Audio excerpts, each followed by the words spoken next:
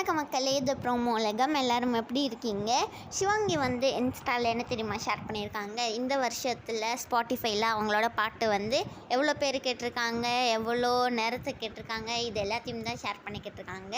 எல்லா சிங்கர்ஸுமே இப்போ வந்து இதுதான் மக்களே ஷேர் பண்ணிக்கிட்டு இருக்காங்க. சிவாங்கி வந்து 2021 ஷேர் பண்ணது நீங்கள் தெரிஞ்சுக்கணும்னு ஆசைப்பட்டீங்கன்னா ப்ரோமோ உலகம்க்கு சப்ஸ்கிரைப் பண்ணிவிட்டு கமெண்ட் செக்ஷனில் கேளுங்க. சிவாங்கிக்கு வந்து சமைக்க சொல்லி கொடுத்த சரவணன் ஷெஃபுக்கு வந்து இன்றைக்கி பர்த்டே, அதனால் அவங்களுக்காக விஷ் பண்ணியிருக்காங்க.